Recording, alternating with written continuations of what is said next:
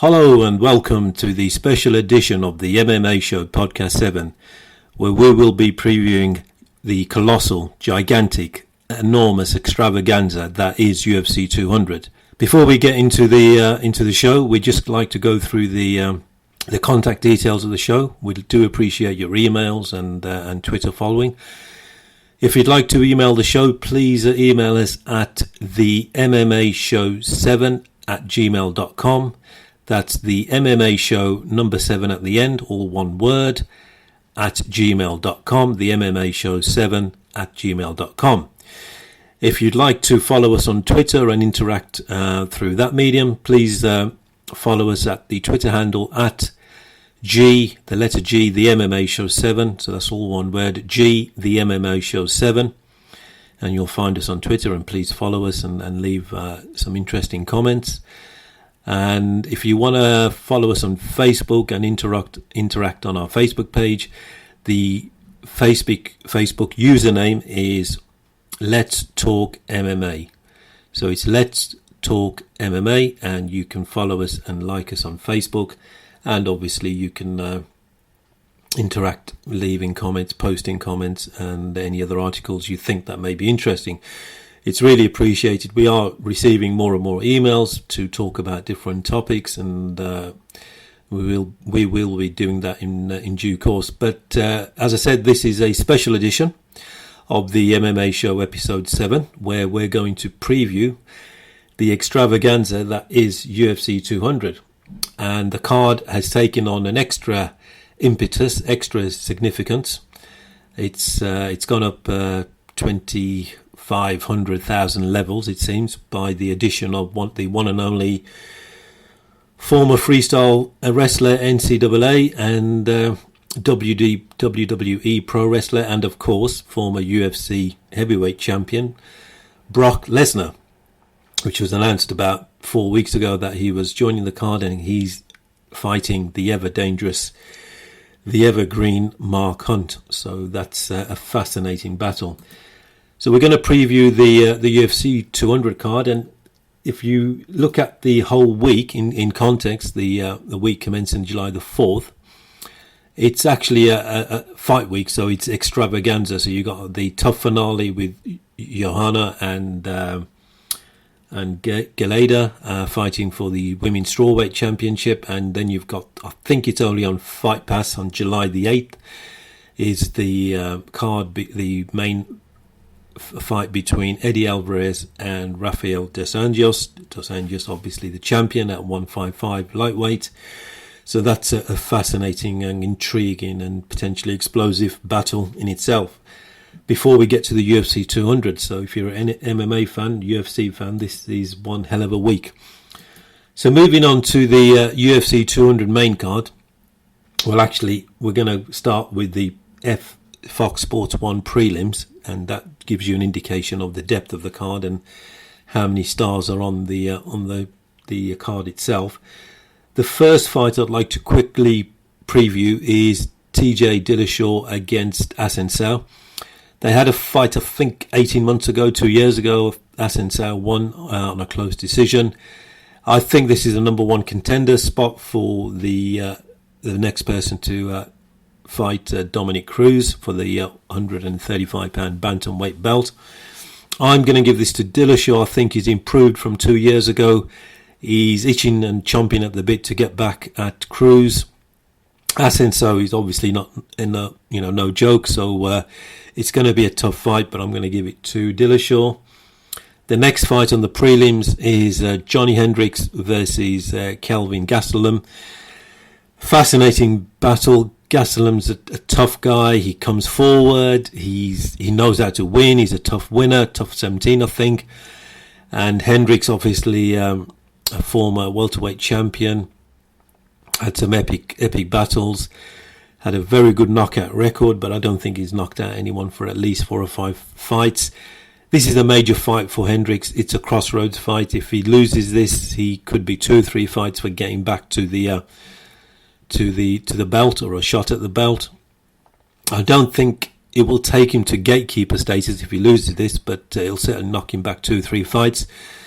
Gastelum, he's had his battles with weight cutting and making weight. So it'll be interesting to see if he's got all that shit together, and he knows how to win. I'm going to go for Hendricks. I think he's probably learnt a lot from the beating he took from Wonderboy in February. Whether his style matches up, I don't think there's a distinct advantage in terms of style, because Gastelum's got a good wrestling base as well.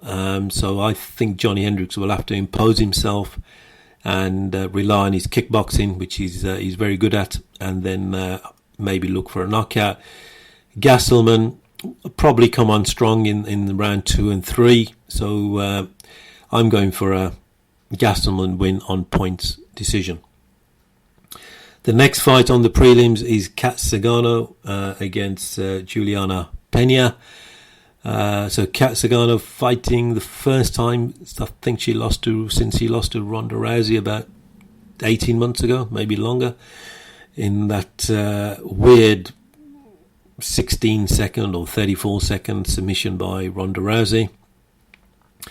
Will Zingano gets a chance if she beats Pena straight for the belt? Possibly. There's a good chance of that. I'm going for a Kat Zingano finish there. Moving on to the main card, we've got Cain Velasquez, former heavyweight champion, against Travis Browne. He seems like the perennial contender. Critical point for Cain Velasquez. He's obviously had his injuries. He should have been fighting for the belt in February, UFC 196, that should have been, against Fabrizio Verdum, but he got injured. So there's two main things here. Has he got through the camp unscathed? Within reason. There's always going to be a knock or a bruise here and there, but has he got through camp unscathed? Because he may still fight, but he may have an injury that will hamper him, which probably won't come out until after the fight, probably won't come out after the fight if he loses. If he wins, he'll probably say nothing. So that's he's got two fights effectively in for one fight. So leading up to the fight, he's got the camp, so he's got to win that battle, and then obviously cage side in the octagon, he's got to win that battle as well. Travis Browne, he's coming off a controversial win against Matt Mitrione. There was a couple of eye pokes there, but he won the fight, and I think the fight before that he lost to a Losky knockout. So he's trying to climb back up the ladder to be a contender. He's there and thereabouts, but I don't think he wants to become a perennial contender. That's not a nice tag to have. But I think a fit Cain Velasquez will do him. I think he could knock him out and maybe do some ground and pound if he gets him to the ground. But it's really hard to take Travis Browne to the ground. He's very tall, very strong, and his defense is good. I would not try a double leg on him, especially up against a fence, because he finished good old Josh Barnett with elbows to the side of the ear, the mastoid just below the ear, and knocked him out while he was trying to take him down. So if I was Cain, go for a single leg or some sort of trip. Double leg, if you get stuck against a fence, it could be a nasty earache the next day. Moving on to one of three title fights for the interim featherweight belt, Jose Aldo against Frankie Edgar. An amazing, fascinating battle. They had a fight, I think 4 years ago, when Frankie moved down from lightweight, and that was a very exciting fight. It went to points to Aldo. I think Aldo must have learnt a lot from his loss to Conor McGregor. Whether he's improved actually fighting wise, hard to say in 10 months, 12 months. When you get to that level, your improvements are going to be, 2 or 3%, if that. Whereas Frankie Edgar seems to have gained momentum and won 4 fights. I think he knocked out Chad Mendes in the last December. So it's a fascinating fight. I'm going to go for a Aldo win and I think he will do it on a KO. On a KO. I think he's got to make a statement if he wants the next shot to be Conor McGregor or whoever the champion is at that time. So I'm going for Aldo. The next fight is the women's bantamweight title, Miesha Tate versus Nunes. I'm thinking Tate wants to hold on to the belt. She must have trained really hard for this, as Nunes would have as well. Nunes is a very good fighter, but I think Miesha Tate will just scrap and find a finish. I think she'll just scrap and fight and do whatever she has to do, and she'll find a way to win. I'm going for a Miesha Tate win, probably a submission or points. Moving on to the massive co-main event between Big Brock Lesnar and Mark Hunt. Amazing battle. The obvious thing there is, can Brock take him down and ground and pound him, or will Mark Hunt knock him out before he gets a chance to do that? So on the face of it, Brock should be able to take him down, but Mark Hunt has got a very good defense, takedown defense. If you watch the fight against Verdum and other, I think Mir, they were trying to take him down. It's like trying to take a tree trunk down that's in the ground, trying to push that over. So it's a classic wrestler striker thing. I'm gonna go for Brock.